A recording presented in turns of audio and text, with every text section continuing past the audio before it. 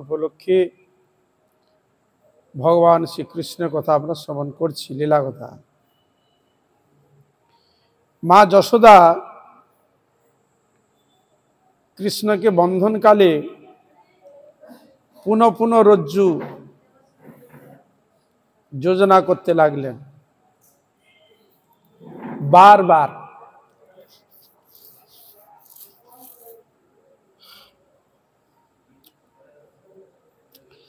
এই বারবার রজ্জু যোজনা করার জন্য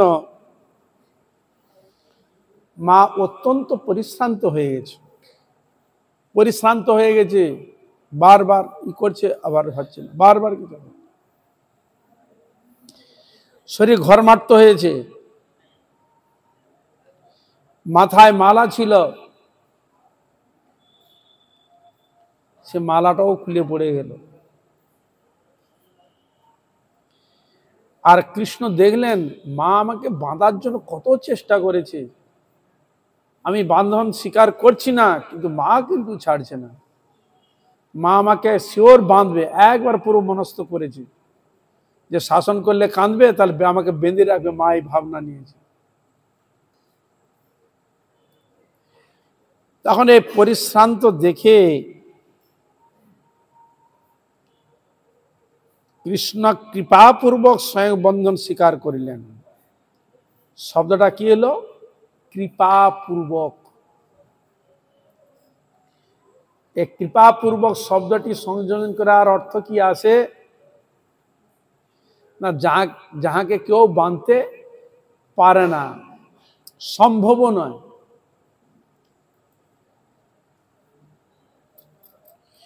মুনি ঋষিগণ খুঁজে পাচ্ছে, বাঁধবে কখন? খুঁজে পেলে তো বাঁধবে, খুঁজে পাচ্ছে না। মুনি ঋষি, বেদ আদি শাস্ত্র, মুনীন্দ্র, যোগীন্দ্র, দেবতাগণ, দেবীগণ, যাকে খুঁজেই পাচ্ছে না, বাঁধা তো দূরের কথা। আর এখানে ভগবান শ্রীকৃষ্ণ মায়ের সঙ্গে এইভাবে লীলা প্রদর্শন করছে। এই জন্য বলছেন কৃপয়াসিত সবন্ধনে, তিনি কৃপা করে বন্ধন হলেন। আমরা যেন ভাবনা মা যশোদা বেঁধেছে, ঠিকই আছে, তার প্রেম, তার অনুরাগে ভগবানই বন্ধন স্বীকার করেছে। কিন্তু তাকে কেউ বন্ধন করতে পারে? কোনোদিন পারে না। তাহলে তিনি নিজে বন্ধন স্বীকার করলেন, এটাই বলে দিলেন। বুঝা গেল? কৃষ্ণ ইচ্ছা করে স্বীকার করলেন। কৃষ্ণ যদি বলেন আমি বন্ধন হব না, তা কেউ বাঁধতে পারবে না। কিন্তু কৃষ্ণ কৃপয়াসিত, কৃপা করে বন্ধন স্বীকার করলেন।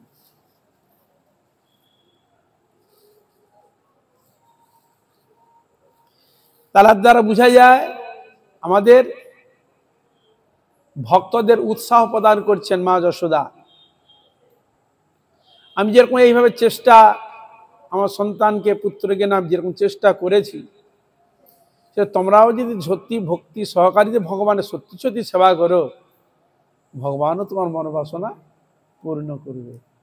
তাহলে এখানে বোঝা যাচ্ছে ভগবান কার? জ্ঞানীর ভগবান বলা নেই, যোগীর ভগবান বলা নেই, তপস্বীর ভগবান বলা নাই, কর্মীর ভগবান বলা নাই, জ্ঞানীর ভগবান বলা নাই। কার ভগবান? ভক্তের ভগবান। বুঝা গেল? তার কোন সে ভগবান কোন ভক্তের কাছে বন্ধন স্বীকার করছেন? এবার আপনি বিচার করুন কিরকম ধরনের তিনি। সে কোনো সাধারণ, কোনো বিশেষ না, কোনো সাধারণ? অসাধারণ। যাকে বর্ণন দিচ্ছে শিব, ব্রহ্মা আদি যত উপরওয়ালা তোমরা শুনেছ, তার থেকে অধিক এনার মহিমা কীর্তিত হয়েছে। যেটা শিব, ব্রহ্মা, এমনকি দেবী দুর্গারও এত মহিমা কীর্তন হয়নি। যে বেশি কীর্তিত হয়েছে মা যশোদার ক্ষেত্রে।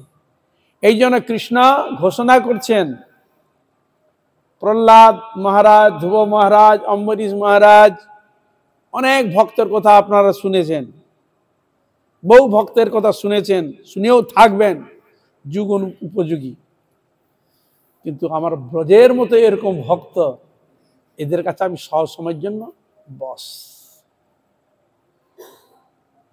গোপীগণ বলছেন, কৃষ্ণ তুমি নাচো, তুমি একটু নাচ দেখাও না, তোমাকে লাড্ডু দেবো।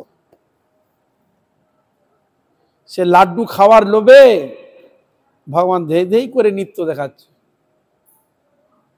হ্যাঁ, একজন গোয়ালিনী, তিনি হচ্ছে গোবরই দিয়েছিল, বলে কানাই এটা আমার তুলে দাও। বলে আমি তুলে দিয়ে তুমি আমাকে কি দিবে? তুমি আমার যতবার হেল্প করবে ততবার একটা করে আমি লাড্ডু দেবো।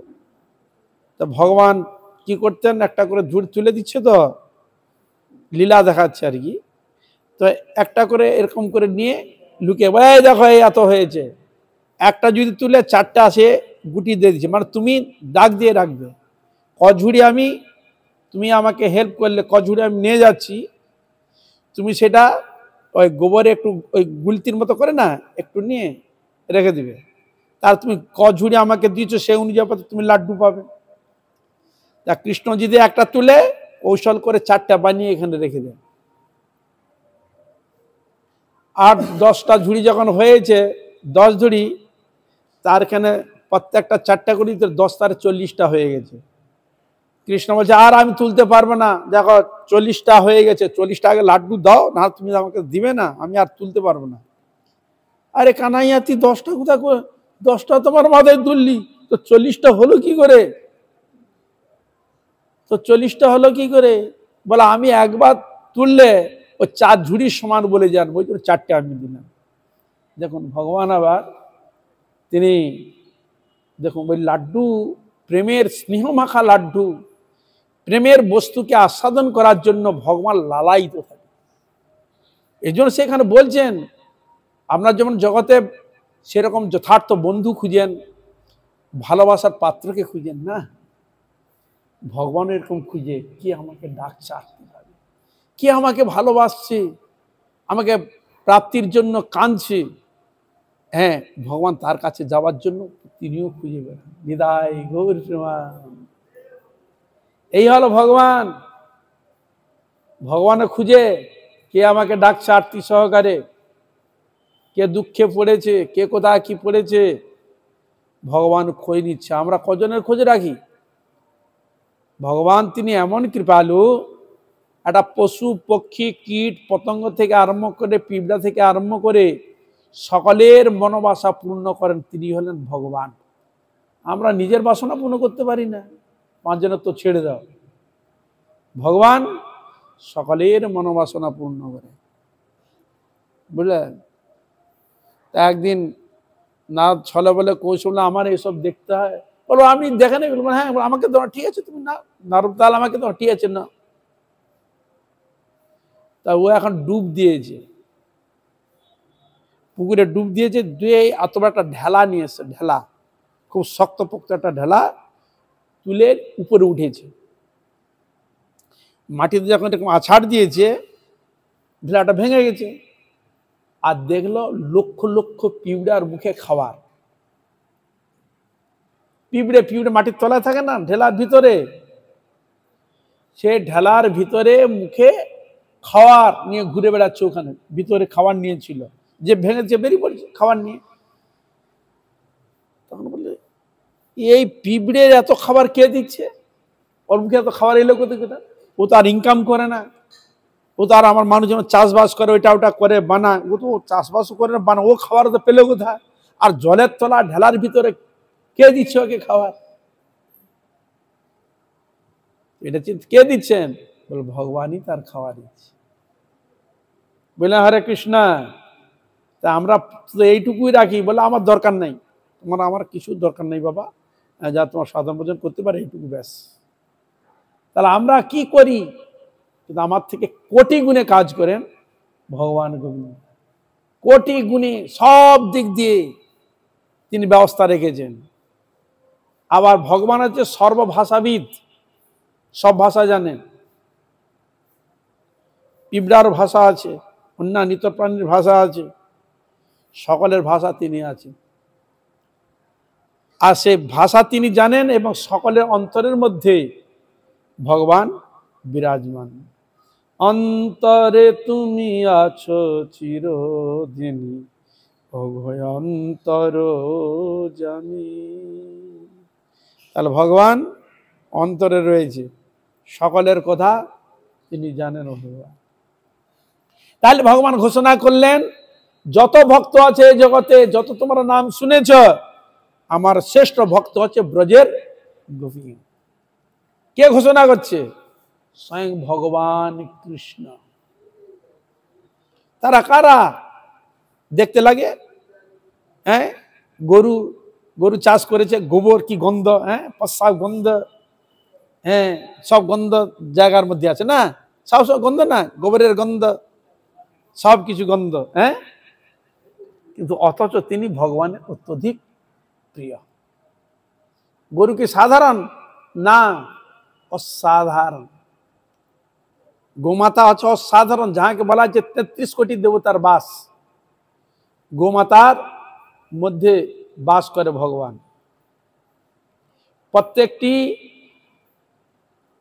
লোমে লোমে সব জায়গায় ভগবান, সকল দেবতাগণ দেবীগণ সকলে গোমাতাকে আশ্রয় করে রয়েছে। এই জন্য শাস্ত্রে বর্ণন রয়েছে যে গোমায়ের পূজা আদি করতে গেলে দেখো না, পঞ্চগব্য ভগবান স্নান করে। পঞ্চগব্য, তো পঞ্চগব্যটা কোথা থেকে আসে? গরু থেকে। গোমূত্র, গোময়, ঘৃত, দধি, আর কি, গোমূত্র, গোবর, দই, দুধ আর ঘৃত, পাঁচটা এসছে না? এই পাঁচটাকে বলা হয় পঞ্চগব্য।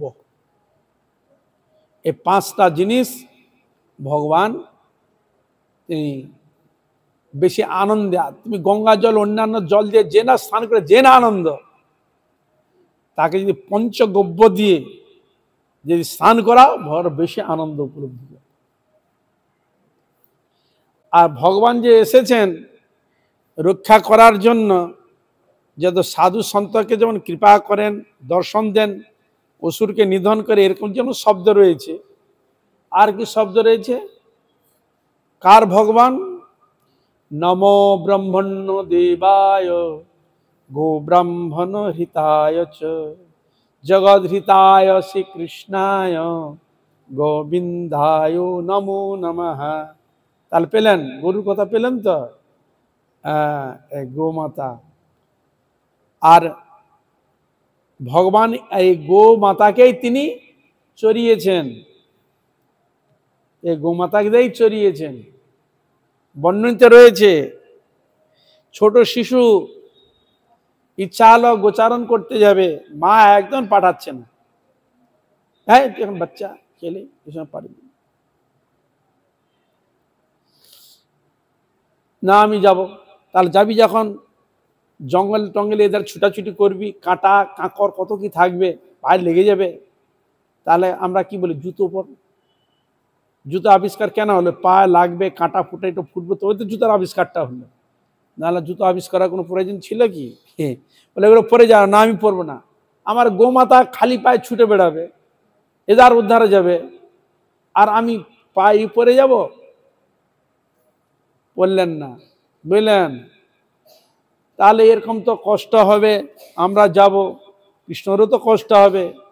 সব গাভীগণ ওরা নিজেরা যুক্তি করল, প্রভু তো আমাদের চড়াবে, প্রভু তো কৃপা আমাদের পেতে হবে, আমরা এমনভাবে এ পৃথিবী দেবীকে তৈরি করব, ভগবান কৃষ্ণ হেঁটে গেলেও যেন কিসের মতো মানে মনে হবে, যেন মাখন, যেন মাখনের উপরে পা দিচ্ছে। তাহলে কি হবে? যখন যাচ্ছে খুর করে মাটিকে একবার মোমের মতো করে দিচ্ছে। এই জন্য বৃন্দাবনে গেলে ওখানে মাটি দেখবেন আলাদা, পুরো একবার মাখনের মতো। পা পড়লে আমি 2 বার 10 বার দুমদাম পড়ুন না, আপনার কিছু হবে না। আর একটু হাওয়া পেলে একবার ধুলো উড়ে একবার ভূত করে দিবে। আর একটু যদি ঝড় বৃষ্টি হয় কত যে গাছ পড়বে তার ঠিক নাই, সব দুমদাম করে সব উল্টো পাল্টা হয়ে পড়বে। এই জন্য গাভীগণ ভগবান কৃষ্ণের যাতে অসুবিধা না হয় তারা ধুলো তুলে পুরো পৃথিবী দেবীর ওই মাটিকে পুরো কি করে দিল, মাখন সদৃশ করে দিল। দেখো দেখতে লাগে গাভী জাতি, কিন্তু তিনি ভগবানের অত্যন্ত প্রিয় নিজ পরিবারের এরা এখানে কেউ নয়, লীলাবিলাস প্রদর্শন করছে। তাই ভগবান ঘোষণা করলেন যে ব্রজের গোপীগণ আছেন শ্রেষ্ঠ ভক্ত, একবার ঘোষণা করে দিলেন। যাদের গুণগান বেদ আদি শাস্ত্র কীর্তন করেন, শ্রুতি মে পরে স্মৃতি মে তরে ভারতমন্যে ভজন্তু ভবভীতা অহমিয়ং নন্দনং বন্দে যশালিন্দে পরম ব্রহ্ম। কেউ যদি বেদ আদি শাস্ত্রের পাপের ভয়ে নরকাদির ভয়ে কেউ যদি অন্যান্যের আরাধনা করে করুক, বেদাদি শাস্ত্রের আরাধনা করে করুক বিত হয়ে, কিন্তু এখানে আমি নন্দ মহারাজ আদি গোপীগণকে আমি নমস্কার করবো, বন্দনা করবো। কেন? যার অলিন্দে বান্দরায় ভগবান পূর্ণ ব্রহ্ম সনাতন চত্বরে ঘুরিয়ে বেরিয়েছেন। তাহলে এহেন নন্দ মহারাজ আদি গোপীগণের যদি চরণ বন্দনা করি, তাহলে ইনাদের কৃপায় ভগবান শ্রী গোবিন্দের অনায়াসে চরণ সান্নিধ্য লাভ করা যায়। তা এই জন্য ভগবান বলেই দিলেন, এই জন্য স্বয়ং ভগবান পরিশ্রান্ত দেখে তিনি কৃপাপূর্বক বন্ধন স্বীকার করলেন।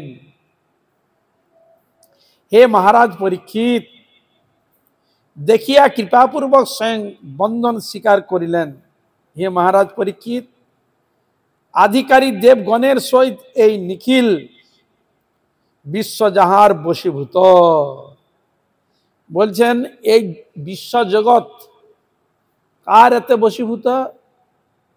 বলে ভগবানের বশে সব বশীভূত, সব বশ হয়ে আছে।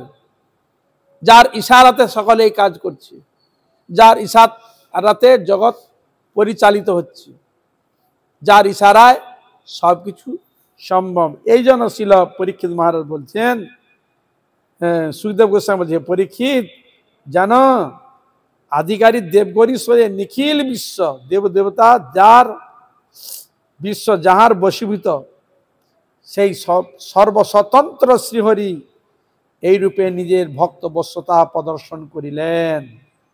শব্দ প্রয়োগ করলেন সর্বস্বতন্ত্র। সর্বস্বতন্ত্র বুঝতে কি বুঝায়?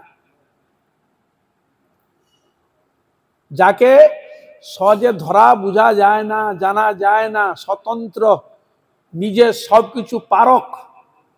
আমরা কিছু করলে যেমন একটা সাহায্য দরকার হয়, কিন্তু ভগবানের কোনো কারো সাহায্য দরকার হয় না।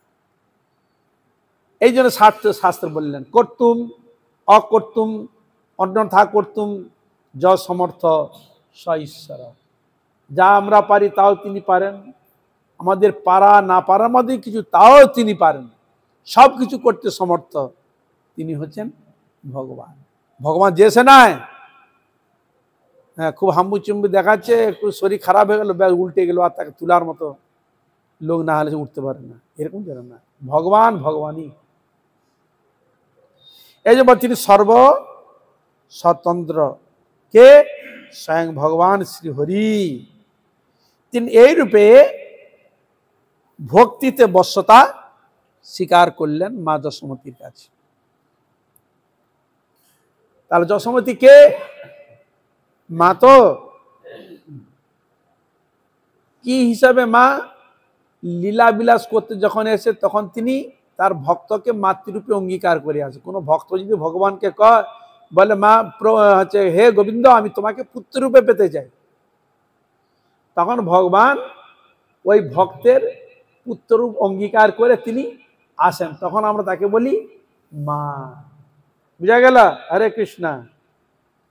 কিন্তু ভগবানের পিতাও নেই, মাতাও নেই, সর্বসমর্থ তিনি হচ্ছেন ভগবান। এই একজন তোমার বলে, হ্যাঁ আমার তো মা আছে, তার কৃষ্ণের মাকে, বাবাকে, পিতাকে, বলি কি না? হ্যাঁ, তাহলে লৌকিক জগতের লীলা যখন প্রদর্শন করলে তখন আমরা নন্দ মহারাজকে পেলাম, যশোমতী মাতাকে পেলাম, বসুদেবকে পেলাম, দেবকী মাতাকে পেলাম। আর যখন তিনি নিজেকে প্রকাশ করেন না ব্রহ্ম স্বরূপে, যিনি নিত্য বিরাজমান, একইভাবে সব জায়গায় বিরাজ রয়েছেন, যাকে ব্রহ্মরূপে প্রতিপাদ্য করা হয়, তখন তিনি জন্মলীলা রহস্য প্রদর্শন করেন না। বুঝা গেল? হ্যাঁ, ভগবান যখন মনুষ্যের ন্যায় লীলা যখন প্রদর্শন করবেন বলে মনে করেন, তখন তার ভক্তকে পিতা এবং মাতা অবলম্বন করে জগতে লীলা প্রদর্শন করে থাকেন। একটি সুন্দর উদাহরণ চৈতন্য চরিতামৃতের মধ্যে বর্ণিত রয়েছে। কি? অদ্বৈত আচার্য প্রভুর বড় পুত্রের নাম হচ্ছে অচ্যুতানন্দ। অদ্বৈত আচার্য প্রভুর পুত্রের নাম অচ্যুতানন্দ। নাম শুনেছ? অদ্বৈত শান্তিপুরনাথ সীতানাথ অদ্বৈত আচার্য প্রভু, যাকে বলা গৌরানা ঠাকুর, মহাপ্রভুকে আনার জন্য অনেক তপস্যা করে গঙ্গা জল করে আনিয়েছিলেন। তার বড় পুত্রের নাম হচ্ছে অচ্যুতানন্দ। অচ্যুতানন্দকে প্রশ্ন করছে যে মহাপ্রভুর পিতা মাতাকে, তখন সে উত্তর দিচ্ছে, হ্যাঁ ভগবানের আবার পিতা মাতা? ভগবানের পিতা মাতা কোথায় ছিল? ভগবানের পিতা নেই, মাতা নেই, আবার তার পিতা মাতা কে? মানে তথ্য প্রদর্শন যখন করলেন, তখন বললে আরে এইটুকু বাচ্চা হলে কি হবে, এর বিশাল জ্ঞান। কোন হিসাবে বলছেন উনি? না, ভগবান পরব্রহ্ম। ভগবানকে কি বলা হয়? পরব্রহ্ম। এই পরব্রহ্ম শব্দটি, তাকে আমরা বলি ব্রহ্ম। যখন পর শব্দটা যখন সংযোজন করা হবে, তখন লীলা বিলাস রূপ ধারণ করে এসেছেন এবং তাকে বলা হয় পরব্রহ্ম। ব্রহ্ম, পরব্রহ্ম হচ্ছে ভগবান। অচ্যুতানন্দ বলছেন ভগবানের আবার পিতামাতা কি? আমাদের পিতামাতা হতে পারে, ভগবানের তো পিতামাতা নেই, তার আবার কে পিতামাতা?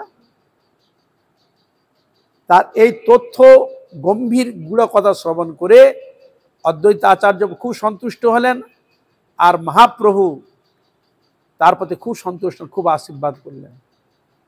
আর উনি হচ্ছেন অদ্বৈত আচার্যের অনুগত, মহাপ্রভু অনুগত ছিলেন। এই জন্য এই অচ্যুতানন্দই অদ্বৈত আচার্য পরিবারে এক বিশেষ স্থান অধিকার করেছে। আর যেগুলো এই পথের অনুসরণ করেনি, সেগুলোকে বাদ দিয়ে দিয়েছে, সেটা ফুটে বাদ দিয়ে দিয়েছে। বুঝতে পেরেছ? তা এই জন্য মানে এই যে তথ্য, যে কথাগুলো, এইগুলো যে খুব গুরু গম্ভীর কথা, যে ভগবত তত্ত্বের মধ্যে যখন প্রতিষ্ঠিত হবে, তখন এর মধ্যে কোনো গোলযোগ বা কোনো তর্ক বিবাদ, কোনো শব্দটা উঠবে না। বুঝা গেল? ভগবান যখন ব্রহ্মরূপে প্রকট করবেন, তখন তিনি জন্মলীলা প্রকট করেন নাই, এই জন্য তার পিতামাতা তিনি অবলম্বন করে নাই। যখন ওই ভগবান ইচ্ছা করলেন যে আমি জগতে এসে লীলা বিলাস করব, তখন তার এক ভক্তকে পিতা এবং মাতা অবলম্বন করে মনুষ্যের ন্যায় লীলা প্রদর্শন করেন, তখন তিনি আসেন। প্রমাণ কোথায়? ওই গীতায় খুলে দেখুন, গীতায় লেখা আছে। কি লেখা আছে? সর্বধর্মান পরিত্যজ্য মামেকং শরণং ব্রজ অহং ত্বং সর্ব পাপেভ্যো মুখ্যৈষামি মা শুচা যদা যদা হি ধর্মস্য গ্লানির্ভবতি ভারত অবুত্থানং ধর্মস্য তদাত্মানং সৃজাম্যহম। সৃজামি যুক্ত অহম, এখানে জ ফলা এসেছে, ঈদে মেবুজ জ সর্বস্বরে। সৃজাম্যহম, সৃজামি যুক্ত অহম, ওখানে ইকারটা জকার হয়েছে। বুঝা গেল? হরে কৃষ্ণ। সৃজাম্যহম। আমি যখন সাধুদের ত্রাণ করব, অসুরকে যখন আমি দলন করব, ধর্মকে যখন স্থাপন করব, তখন আমি নিজেকে সৃজন করি, অর্থাৎ প্রকাশ করি, জগতের কাছে আমি তখন নেমে আসি। এই হলো গীতার কথা। তাই ভক্ত বৎসতা হেতু তিনি স্বতন্ত্র ভগবান, তিনি মা যশোমতীর তার স্নেহ প্রীতি ভালোবাসাকে তিনি অঙ্গীকার করে বন্ধন স্বীকার করলেন। আর আমাদের দেখালেন, তোমরা সত্যি সত্যি যদি ভগবানকে নিষ্কপটে ডাকো, ভগবানকে নিশ্চয়ই তোমাদের সান্নিধ্যে আসবে, ভগবান নিশ্চয়ই তোমরা কৃপা পাবে, এ বিষয়ে কোনো সন্দেহ নেই।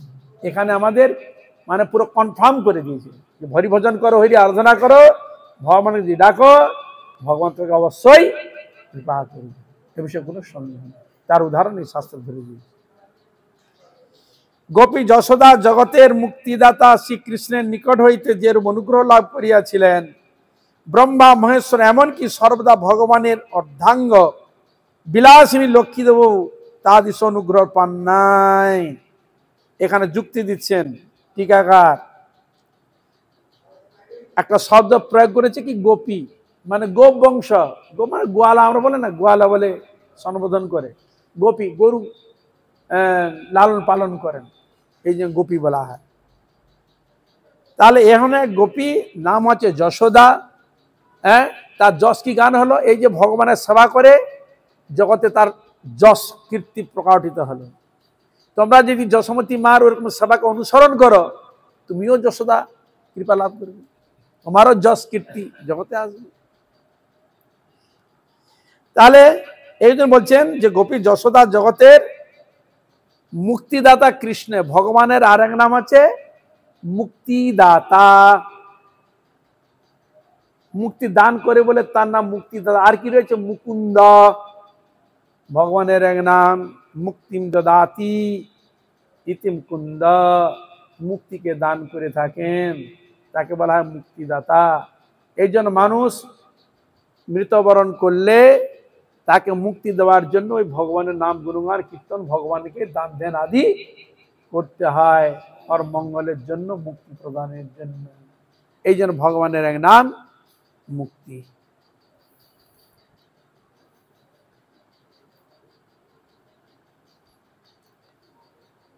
এই যে বলছেন সে মুক্তিদাতা ভগবান শ্রীকৃষ্ণ নিকট হইতে যেরূপ অনুগ্রহ মানে কৃপা লাভ করেছিলেন যশোমতী মা, কিন্তু ওই রকম কৃপা ব্রহ্মা পায় নাই,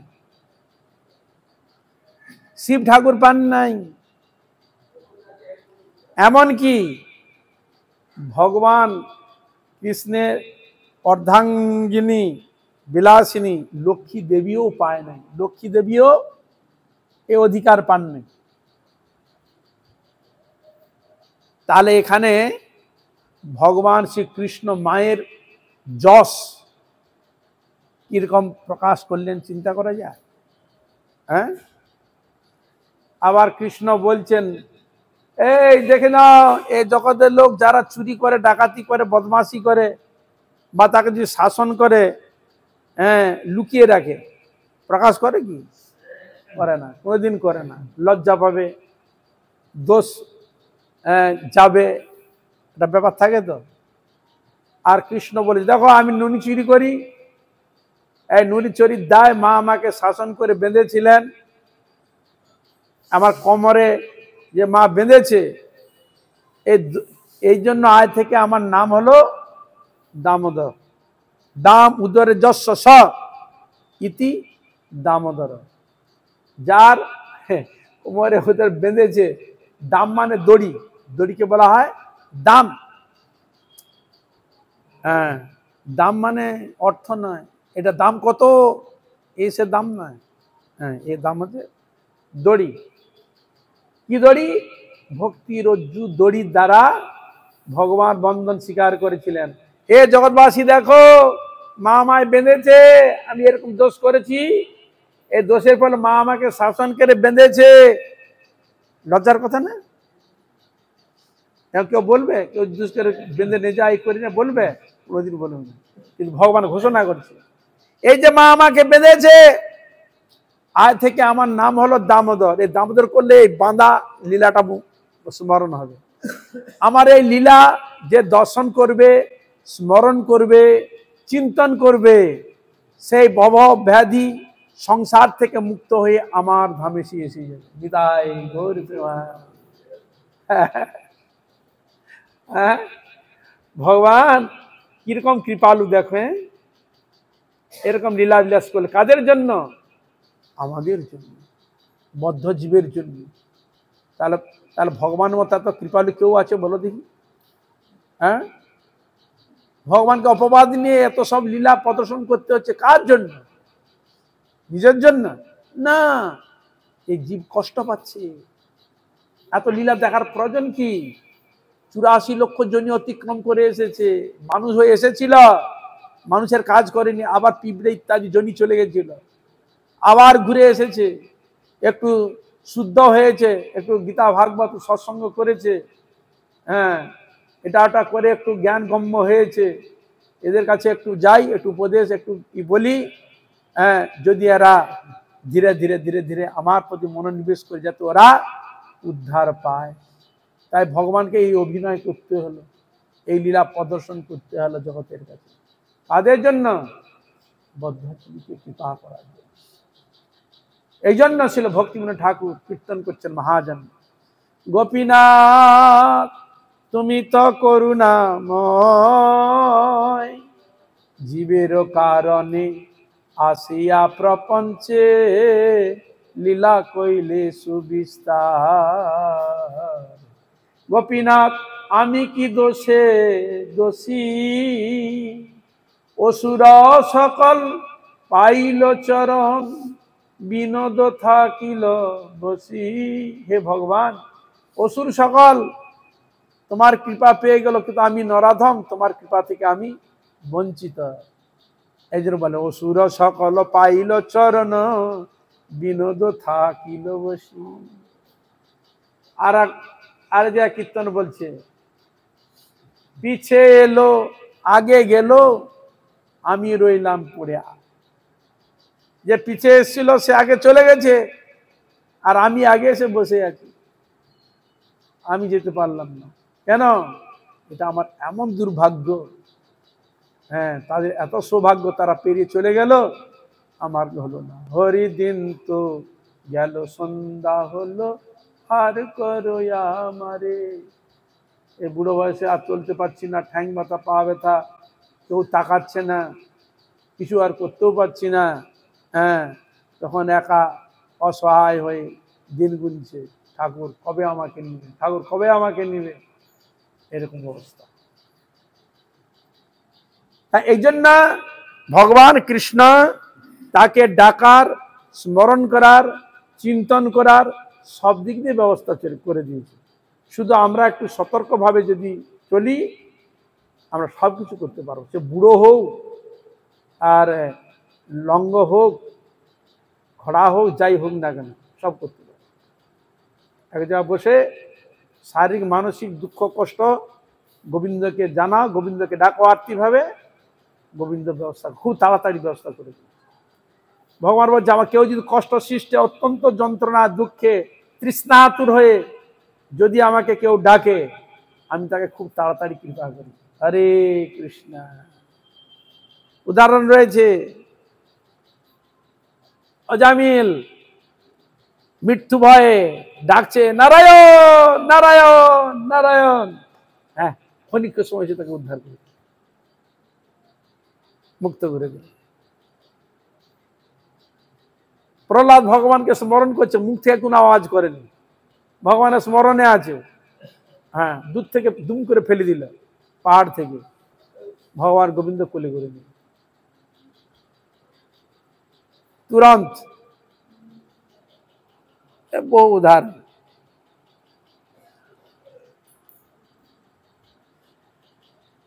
গোপিকা সুত ভগবান শ্রীকৃষ্ণ ভগবানের পক্ষে যে সুলভ, যে অভিমানী তাপস অষ্টাঙ্গ যোগ সাধনা করে কিংবা আত্মদর্শী জ্ঞানীগণের পক্ষে সেরূপ নহে।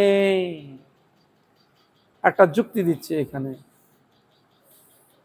ভগবানকে বলা হয়েছে গোপিকা সুত, সুত মানে পুত্র, গোপীর পুত্র।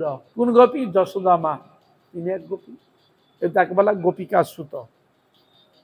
গোপিকা সুতার কৃষ্ণের বৈশিষ্ট্য কি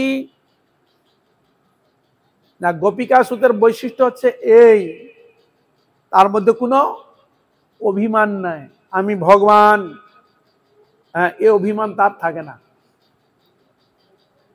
সম্পূর্ণ মাধুর্য মণ্ডিত, হ্যাঁ, নন্দ যশোমতী মার পুত্র, আমি তার সন্তান, এই তার অভিমান ব্রজের মধ্যে, এই হলো তার বৈশিষ্ট্য। তাকে কেউ সখা বলেও যদি তাকে সম্বোধন করে তার সেবা করে, তাকে অঙ্গীকার করে নেয়। কেউ পুত্ররূপে তাকে যে স্নেহ ভালোবাসে, তাতে অঙ্গীকার করে নেয়। কিন্তু আপনি ভগবানকে পুত্র বলতে পারবেন? জাগবে আপনার মধ্যে? কোনোদিন জাগবে না, ঐশ্বর্য ভাব থাকলে হয় না। এই জন্য বসুদেব ভগবান শ্রীকৃষ্ণ বলরামকে কংসকে বধ করে তিনি পিতা মাতাকে শৃঙ্খল মোচন করতে এসছেন, আর হাত জোড় করে আছে। কে? বসুদেব দেবকী। কি হাত জোড় করছে কেন? এ কৃষ্ণ আর বলরাম, এ হচ্ছে ভগবান। হ্যাঁ, পা লেগে যাবে, হ্যাঁ, দূরে সরে যাচ্ছে, হ্যাঁ, কি হয়ে যাবে, ভয়, সংকোচ, ঐশ্বর্য প্রকটিত, ভগবান জ্ঞানে বুদ্ধি এসে গেছে, হাত জোড়ে করছে। আর ব্রজে নন্দলাল যে, বাবা কানাই, আমার খড়মটা ওখানে আছে, নিয়ে আয় তো। গুড়ি গুড়ি করে গিয়ে খড়মটা মাথায় করে নিয়ে আসে। আর এই তো লীলা দেখছেন, যশোমতী মা বাঁধছে, যশোমতী মা কোমরে দড়ি দিয়ে বাঁধলো, বসুদেব দেবকী বাঁধতে পারবে? হ্যাঁ, এরকম ভৎসনা করতে পারবে? কোনদিন পারবে না। তাহলে এই জন্য সোজা সরল ভাবে ভিতরে ভক্তির অনুরাগের মূর্তি হচ্ছে ব্রজেন্দ্র নন্দন শ্রীকৃষ্ণ বাল গোপাল, এই হলে তার মূর্তি ব্রজের। এই জন্য ভগবান দ্বারকায় চলে গিয়েছিলেন, কাদিকে নিয়ে গিয়েছিলেন, যাদবগণকে, মথুরার যাদবগণকে নিয়েছিলেন ওখানে, কিন্তু ব্রজের গোপীগণকে নিয়ে যায়নি। বৃন্দাবনে ছিল, ওদের তো নিয়ে যেতে পারতো ওখানে। কি হরে কৃষ্ণা, অসুর কোথায় এসেছিল? বৃন্দাবনে। অগাসুর বাকাসুর থেকে আরম্ভ করে সব তো অসুর তো এখানে এসেছিল। আরো তো বিপদ হতে পারে তাদের, তাদের নিয়ে যেতে পারতেন ভগবান কৃষ্ণ দ্বারকায়, নিয়ে গেলেন না কেন? রসাভাস দোষ এসে যাবে। হরে কৃষ্ণ। এমনি সংসার দেখে না, ঝগড়া লেগে যায়, এ এক ধরনের, এ এক ধরনের, কেউ কারোর সঙ্গে মিলছে না। রসাভাস হয়ে গেলে কেউ ঝগড়া লাগে, দ্বন্দ্ব হবে, প্রীতি ভালোবাসা আসবে না। বুঝা গেল? এখানে যশোমতী মা শাসন করবে, আর ওখানে দেবো কি হাত জোড়ে করে থাকবে, রসাভাস হয়ে যাচ্ছে না। হরে কৃষ্ণ। হ্যাঁ, এই জন্য ভগবান কৃষ্ণ দ্বারকায় নিয়ে গেলেন না। হরে কৃষ্ণ। এই জন্য রসের তাৎপর্য, এই জন্য বলছেন এই যে একই ভগবান, তার রসের তাৎপর্য অনুভবকে বুঝাবার জন্য ভগবান পূর্ণরূপে এসেছিলেন ব্রজে, নাম হচ্ছে ব্রজেন্দ্র নন্দন ভগবান কৃষ্ণ। তার আমরা গৌরীয় কোন কৃষ্ণ আরাধনা করি? ঐশ্বর্য মার্গ কৃষ্ণ, দেবকী নন্দন কৃষ্ণ, বসুদেব নন্দন কৃষ্ণ, দ্বারকা কৃষ্ণ না। কোন কৃষ্ণ ভজনা করি? ব্রজেন্দ্রনন্দন শ্রী কৃষ্ণের আমরা ভজনা করি। যেদিন থেকে ব্রজ থেকে চলে গেল, সেদিন থেকে তার বাঁশি হাতে নাই। হরে কৃষ্ণ। বাঁশি ছিল মথুরায়, যখন হাতে বংশী ছিল, দ্বারকা হাতে বাঁশি ছিল, গরু চড়িয়েছিল ওখানে। হরে কৃষ্ণ। তাহলে আমরা কোন ভগবানের ভজনা করি? ব্রজেন্দ্রনন্দন শ্রীকৃষ্ণের ভজনা করি। এই জন্য হাতে যখন বাঁশি, ও কোন কৃষ্ণ? ব্রজের কৃষ্ণ। আর গরু তাড়ন লাঠি কোন কৃষ্ণ?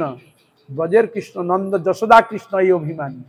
ভগবান যখন ব্রজে থাকেন তখন তার অভিমান, আমি নন্দ মহারাজের পুত্র। আবার ওই কৃষ্ণ যখন মথুরা দ্বারকায় যাচ্ছে তখন অভিমান, আমি বসুদেব দেবকীর পুত্র। হরে কৃষ্ণ। এই হলো বৈশিষ্ট্য প্রদর্শিত হয়েছে। তা এই জন্য এখানে বলছেন যে এখনো গোয়ালা হয়েও সে গোপিকাসুত ভগবান শ্রীকৃষ্ণ ভক্তগণের পক্ষে যেরূপ সুলভ, দেহ অভিমানী, যা দেহকে অবলম্বন করে অভিমানিত হয়। কিসে অভিমান হয় আমাদের জানেন? উচ্চ শিক্ষিতের অভিমান, আমি এত আমার ডিগ্রি পড়াশোনা আছে। আরো কিছু অভিমান, অর্থের অভিমান, এত অর্থ আছে, সম্পদের, আমার এত সম্পদ আছে। হরে কৃষ্ণ। আমার মান আছে, মান পূজা প্রতিষ্ঠা আছে, আমার এত লোক বলা আছে। অভিমান হয় কিনা? না, এটা আছে দেহ অভিমানী। তাহলে দেহ অভিমানীতে ভগবানকে পাওয়া যায় না। ও তো নিজে বলে আমি বড়, হ্যাঁ, নিজের মধ্যে অহংকার আছে, আমি বড়, আমার থেকে আর কেউ বড় আছে নাকি? হরে কৃষ্ণ। কিন্তু হরিভজন করতে গেলে এই জড় জগতের অভিমানকে ডাস্টবিনে ফেলে দিয়ে আসতে হবে। একবারে কিসের মতো নিচু হবে? তৃণের মতো। তৃণ মানে ঘাস কিন্তু তুলে মেরে চলে যায়, সেরকম হতে হবে। তবে ব্রজনন্দের ভক্ত হয়ে যাবে, মহাপ্রভুর ভক্ত হয়ে যাবে, নাহলে হওয়া যাবে না। মহাপ্রভু বলেই দিলেন, তৃণাদপি সুনিচেন তরুরিব সহিষ্ণুনা অমানিনা মানদেন কীর্তনীয় সদা হরি। কীর্তন কে করবে? সদা সর্বদা কীর্তন কে করবে? যে তৃণের ন্যায় নিচু, যার মান পূজা প্রতিষ্ঠার হৃদয়ে কোনো বাসা বাঁধে নাই, সকলকে সম্মান করেন। তৃণাদপি শুনেছেন তরুরিব সহিষ্ণুনা, গাছের নয় সহিষ্ণু, বৃক্ষের ন্যায় সহিষ্ণু, ডাল কেটে নেন, ফল নেন, কিছু বলে না।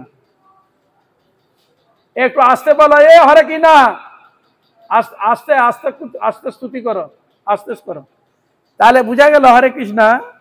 তাহলে এই জন্য সেখানে বলছেন যে অমানি না মান দে না, অমানি ব্যক্তিকেও সম্মান প্রদর্শন করবেন। আর আমরা নিজে মান চাই, অন্যকে কাউকে মান দিতে চাই কি? হরে কৃষ্ণ। তাহলে কথা অঙ্কের বন্ধু। তা এই জন্য এ বস্তুকে পেতে গেলে ওই অধিকারে না গেলে সে হরিনামও করতে পারবে, ভগবান পাদ পদ্ম লাভ করতে কোনোদিন পারবে না। তার কত উচ্চ স্টেজের কথা বলুন তা। হ্যাঁ, তাই এরকম কোন ভক্তের মধ্যে এরকম বিচ্ছুভাব হয়েছিল? হ্যাঁ হয়েছিল। কৃষ্ণদাস কবিরাজ বলছেন, কি বলছেন? জগাই মাধাই হইতে মুই সে পাপিষ্ঠ, পুরীশের কীট হইতে মুই সে লঘিষ্ঠ, মোর নাম শুনে যেই তার পুণ্য ক্ষয়, মোর নাম লয় যেই তার পাপ হয়, এমন নিঘৃণ্য মোরে কেবা কৃপা করে, এক নিত্যানন্দ বিনা জগত মাঝার। জগন্নাথ মহাপ্রভুর কাছে ভক্তের কাছে বলছেন, কৃষ্ণদাস কবিরাজ গোস্বামী তার দৈন্য প্রকট করছে, হে গোবিন্দা, হে মহাপ্রভু, জগাই মাদায় কি পাপ করেছে? তার থেকে আমি অধিক পাপী। বুঝা গেল? তার থেকে অধিক আমি পাপ করেছি। পুরুষের কীট হইতো মুই সে লঘিষ্ঠ। পুরুষ কাকে বলে? পুরুষ শব্দ অর্থ কি? বিষ্ঠা, বিষ্ঠা, বিষ্ঠা, পুরুষ। বিষ্ঠাতে কীট হয়, কীট মানে কীড়া হয় না, গন্ধতে, দুর্গন্ধতে কীড়া হয়। ওর থেকে আমি লঘু মানে আরো ছোট। আপনি বলতে পারবেন? হ্যাঁ, আমি একটা কীড়ার থেকে লঘিষ্ঠ একবার।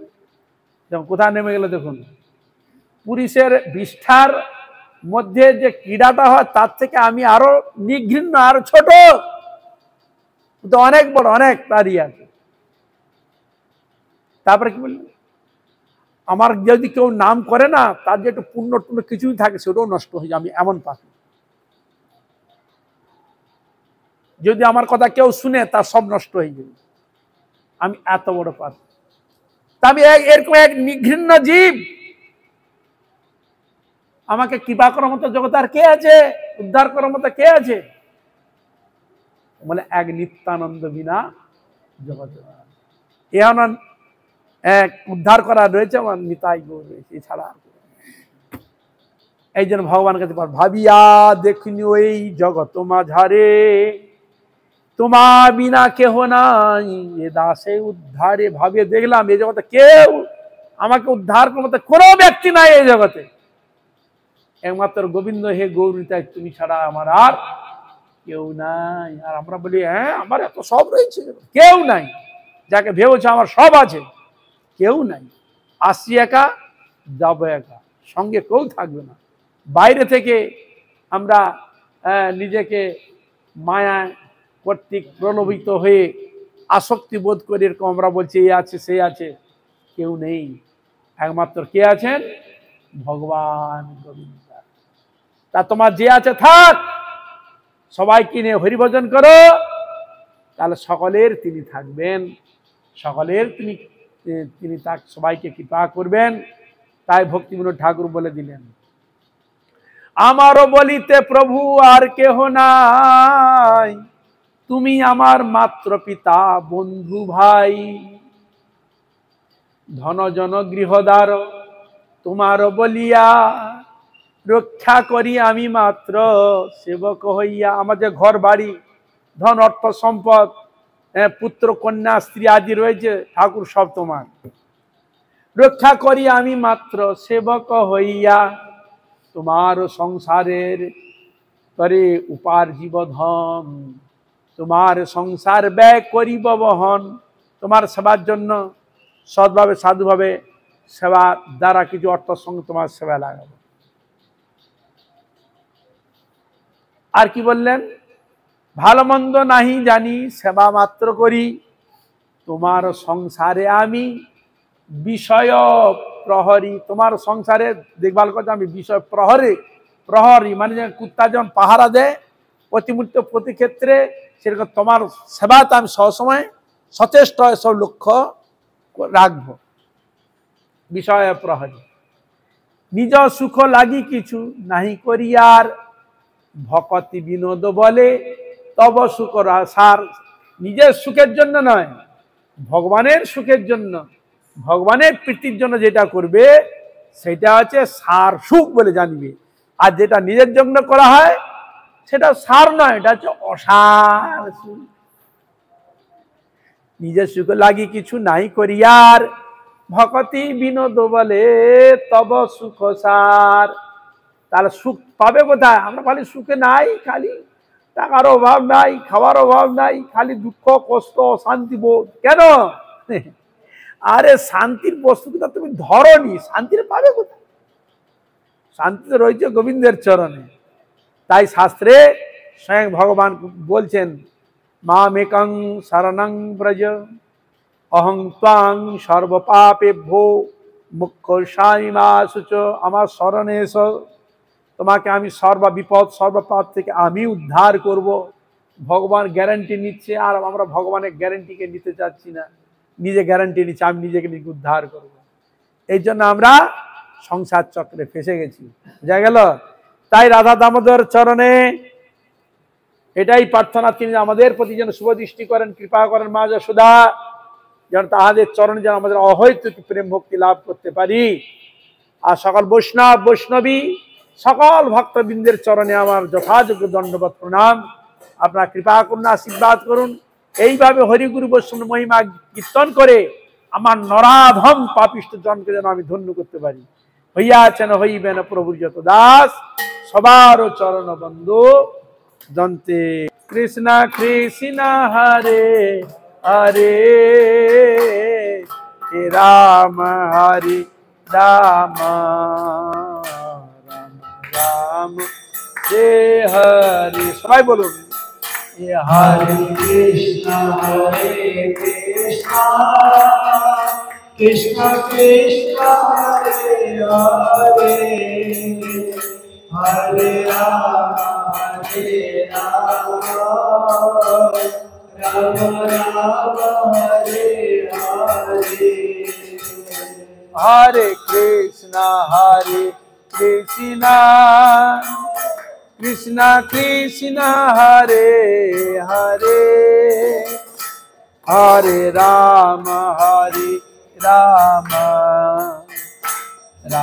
রাম হরে Hare Hare Krishna,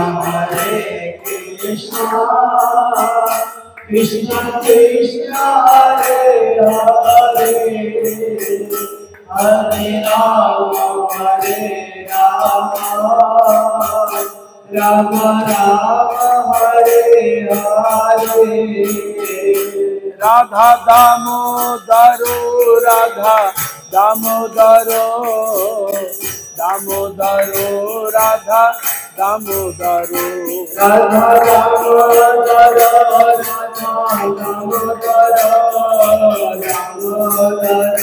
Radha Damodara.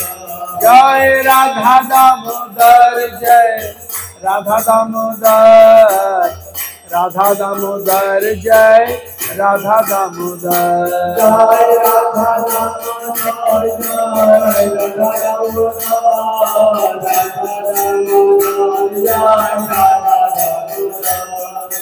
Kripa karo more, daya karo, Kripa karo more, daya karo. Kripa karo more, daya karo, Kripa karo more, daya karo. Hori bol, Hori bol, Hori bol, Hori. Nitai Gaura Hari Bol, Hari Bol, Hari Bol, Hari Bol. Nitai Gaura Hari Bol, Hari Bol, Hari Bol, Hari Bol. Nitai Gaura Hari Bol, Hari Bol, Hari Bol, Hari Bol. Nitai Gaura. Jai जय श्री श्री गुरु गौरांग गिरधारी गोविंद गोपीनाथ मदन मोहन श्री श्री राधा राधा दामोदर जीव की जय जवादुल तुला पृष्ठ शिलोमंती तुम्हारे गोविंद गुरु शाश्वती मनोवास कृष्णदास बस्तिन मायरा की जय बाबूरा की जय कच्चा बच्चा की